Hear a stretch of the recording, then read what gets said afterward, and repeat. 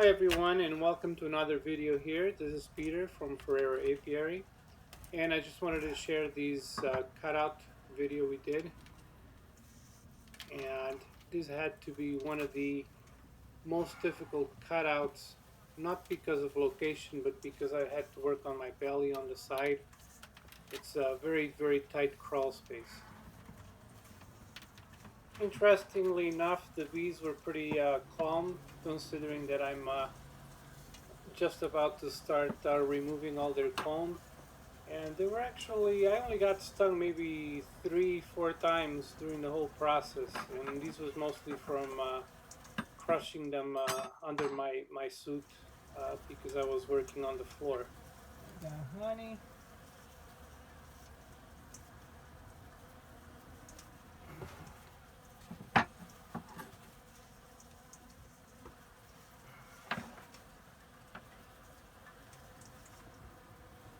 It's in a difficult place. It's going to be hard to really look for that queen, you know? Yep.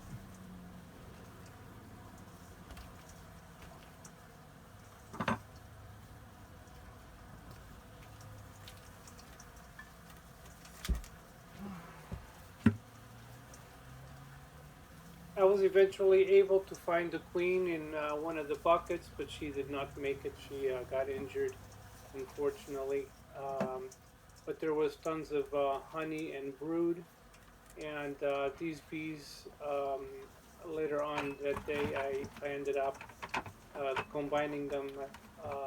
Actually, I put them in a box first, and then once they settled down, I combined them with another hive the following day. Are you going to have room to fit 10 combs in that bucket? Yeah. I hope so. If not, I'll put it on the other.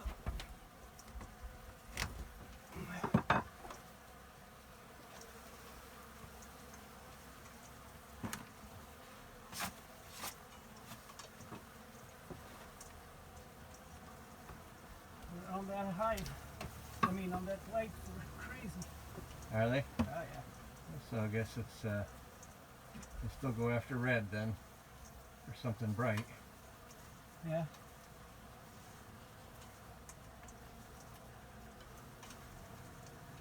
I'm using a red light for this job. Red lights usually work pretty good. I have a red light that I use in the flashlight, and the bees do not get attracted to it.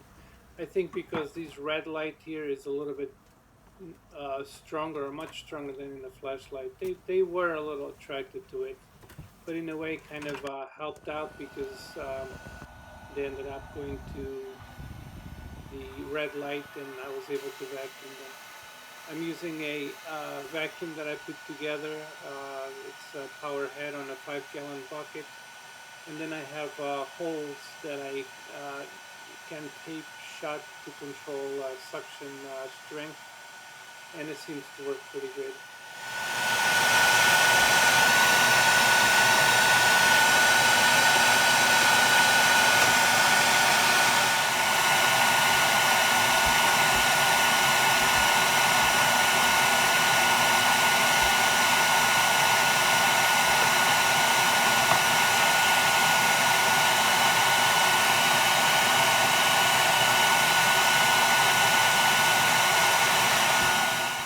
The red light that I'm using is a LED outside or floodlight.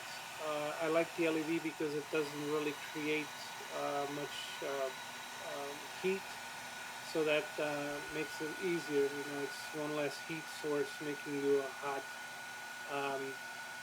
There were some honey in these comb that I've removed, so you can see some of the honey in the floor. And it's very tight. There's nails on the roof, so I'm constantly being very careful not to hit my head on the nail.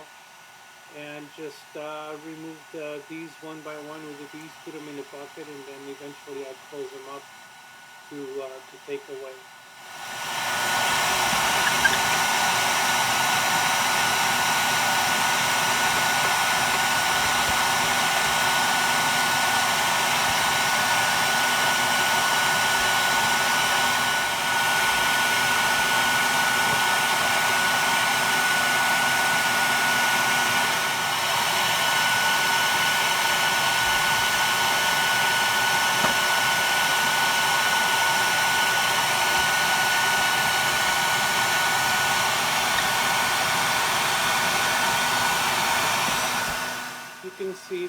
the honey spilling on the floor. The space is so limited that I couldn't even really stand up a bucket next to me. So I'm working, and trying to keep as many bees away from me. But you can look at my suit and you can see bees crawling. So that's basically when I got stung. It was anytime that I crushed one under me or something like that. Otherwise, it went pretty smooth, and the bees were really not that aggressive.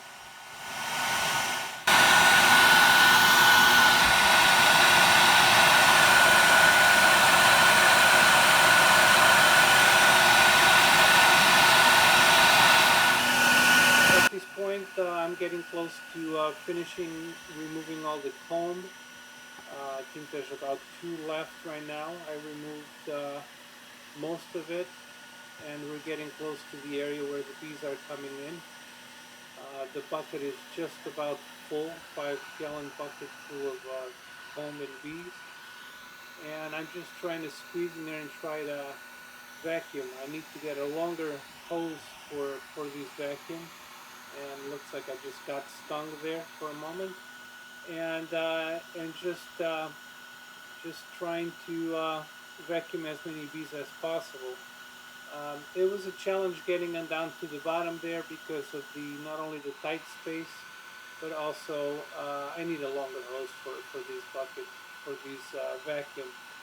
Not to mention the nails. If you look up on the roof, on the ceiling of the roof there, you can see nails sticking out, and I was actually surprised after watching the video that I didn't bang my head on those nails. So you can see there's a lot less bees now, and you can see a little bit of daylight outside, and that's basically the cracks where the bees are coming in. Right now I'm left with a lot of foragers, and closing the bucket now with all that comb, and we had 1.5 buckets of bees basically. So trying to catch up with all these bees, and the light, you can see they're a little bit attracted to the light, so I'm taking advantage of that and vacuuming them once in a while.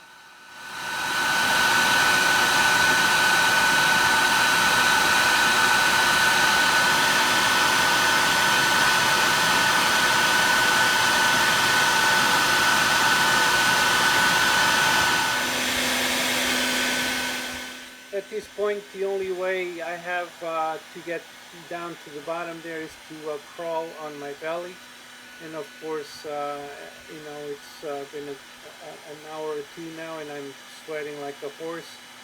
And obviously, when you're sweating like this, the bee suit sticks to you, and the bees take advantage of that, and that's when you get stung most of the time. But anyway. Taking my time here, grabbing some of the forages as they're coming in, vacuuming them, and just about to wrap up this job, but still have a little bit more to do. And overall, it wasn't too difficult.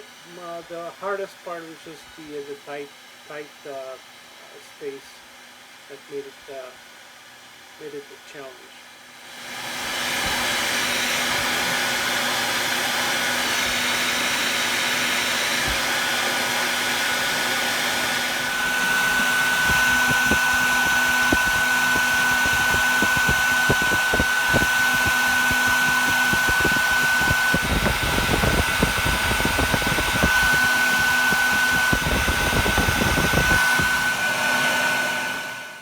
I'm able to confirm that the bees did not build any comb down onto the walls or anything. There was actually no access down onto the walls, which was much of a relief for the homeowner. We were kind of concerned that, are they building down into the walls also, but they're not. So that made it simpler and easier, quicker, less expensive for the homeowner. Otherwise, we would have been there for a lot longer.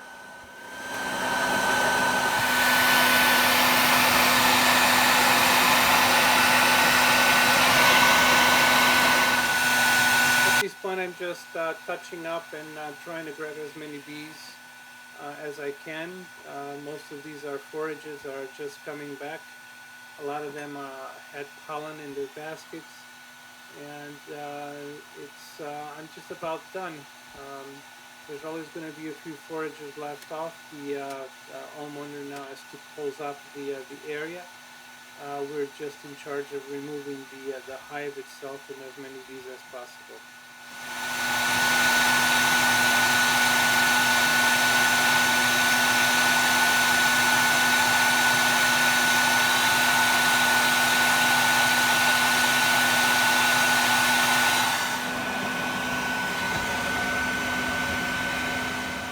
At this point, I'm taking advantage of the red light.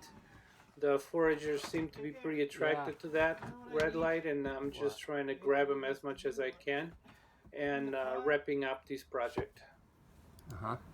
There's on my bucket, on my tool thing, there's some blue tape. Okay. I need some so I can put it on the hole over here. Okay, so I'll go Please. get that. Yeah, and tell the guy that we're just about done. Couple of foragers, but the nest, the queen is gone. They're in the bucket now. Okay. Please.